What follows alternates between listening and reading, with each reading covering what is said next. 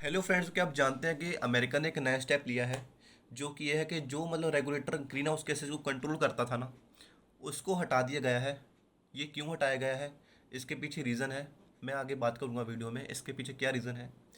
सबसे पहले हम जान लेते हैं कि ये स्टेप कब लिया गया था कि जो रेगुलेटर है वो ग्रीन हाउस गैसेज को कंट्रोल करेगा।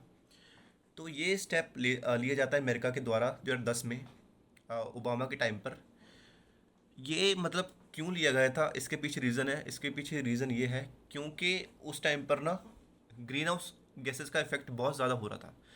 इन्वायरमेंट बहुत ज़्यादा पॉल्यूट हो रहा था। तो इसमें मतलब चिंता थी अमेरिका को, यार ये ऐसे ही अगर ग्रीन हाउस गैसेस बढ़ती गई, इसका इफेक्ट बढ़ता गया तो ये बहुत ज़्यादा इन्वायरमेंट को पॉल्यूट कर रहा है, तो इससे हमें काफ़ी हार्म होगा। तो उन्होंने क्या किया कि ईएमए के ऊपर फोर्स लगाया कि यार तुम इसको कुछ करो, इसको कंट्रोल में लाओ। तो ईएमए ने क्या किया कि एक रेगुलेटर बना दिया, जो कि रेगुलेटर ऐसा था कि जो ग्रीन हाउस गैसेज हैं उसका कंट्रोल कम हो, उसका यूज़ कम हो।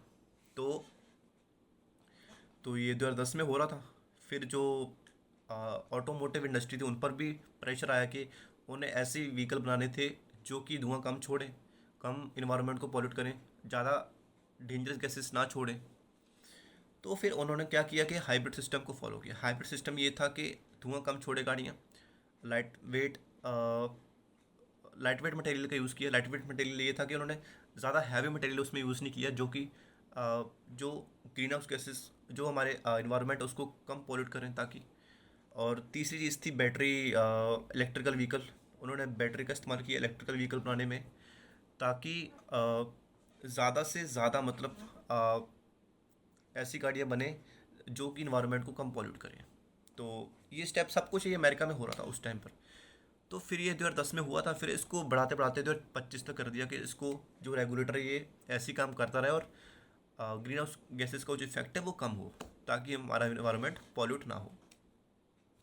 फिर उसके बाद क्या होता है, 2026 में फिर से अमेरिका ये एक्शन लेता है कि जो रेगुलेटर है ग्रीन हाउस गैसेस को कंट्रोल करने वाला, हम उसको हटा देते हैं।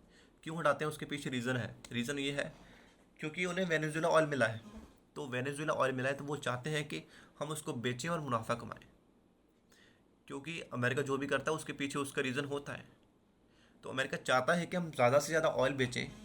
वो चाहता है कि जो इलेक्ट्रिकल व्हीकल है वो ज़्यादा ना बने, वो कम बने, उसका यूज़ कम हो।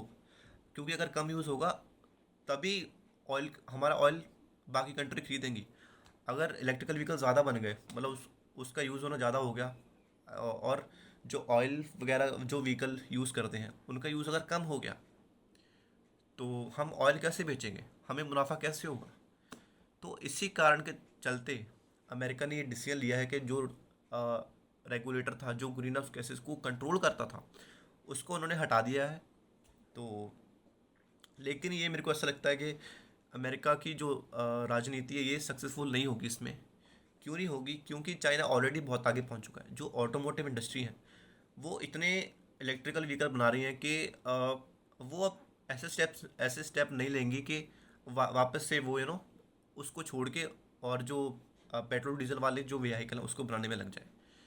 वो अब इतना आगे बढ़ चुकी है ऑटोमोटिव इंडस्ट्री की, अब वो पीछे मुड़कर नहीं देखेंगे। मेरे मेरे को ऐसा लगता है कि वो अब आगे बढ़ चुकी हैं, वो ज़्यादा से ज़्यादा इलेक्ट्रिकल व्हीकल ही बनाएंगी। तो ये अमेरिका की कोशिश है, मुझे नहीं लगता कि कामयाब होगी। तो लेकिन देखते हैं, मेरे को ऐसा लगता है कि ये पेट्रोल डीजल वाली जो गाड़ियाँ ये यूज़ होना कम हो जाएंगी 2040 तक, मेरे को ऐसा लगता है। तो देखना होगा क्या होता है।